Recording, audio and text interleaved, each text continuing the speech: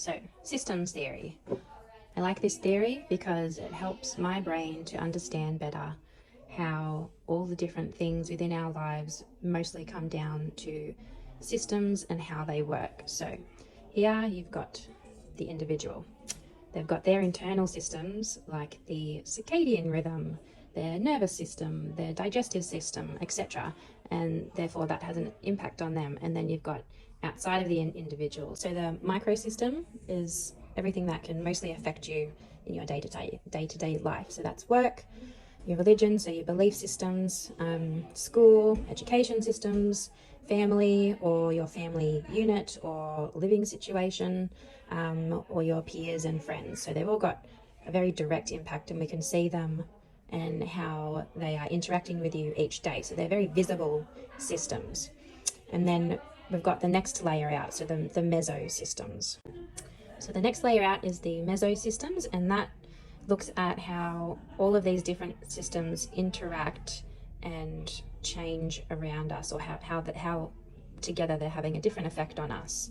And then you've got the next layer out, which is the systems that guide mostly our society. So we've got government, and then government can be broken down into, the state government and the Australian government, and then you could look out broader into the macro systems, which is, culture. So for us, it's Western society, and the basis of how things change within our society, and things that the media portrays in our exosystem all have a direct impact on how us as the individual perceive our microsystems.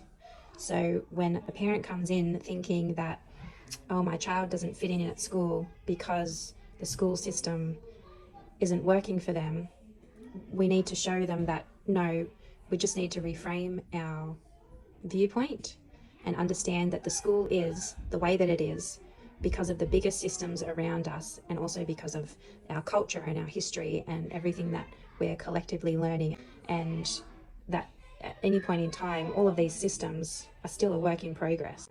So if that makes sense, this is systems theory. And if we understand more about the systems that we're living in and the systems that affect us either each day, or maybe it affects us and we only notice it each year, like when we go to our elections, things like that, then we get a better understanding of why things are working the way that they're working, and why things might not work for us or for our children in that particular way. So an example that, just to demonstrate this idea further, is you have a child who goes to school, and each day they interact with their teachers, their peers, and then their families at the beginning and the end of the day. And sometimes it's very easy to say that, oh, the child is the way that they are because the teacher's not doing a good enough job, or the family's not doing a good enough job, or the peers don't want to play with them, things like that. But really, we need to take a step out and zoom our lens out and say, well, the teacher is teaching that way because they are within a school system. That school system is within an education system, and that education system sits within our government systems, and our government system sits within Western society, and they're all interacting with each other. And for the most part, everyone is doing their best to slowly help and change and make sure things are growing. But all of these systems are slow to change.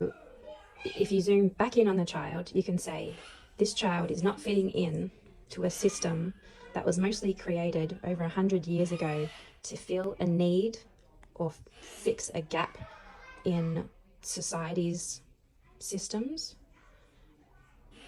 But just because they don't fit in, it doesn't mean that there's something wrong with the child.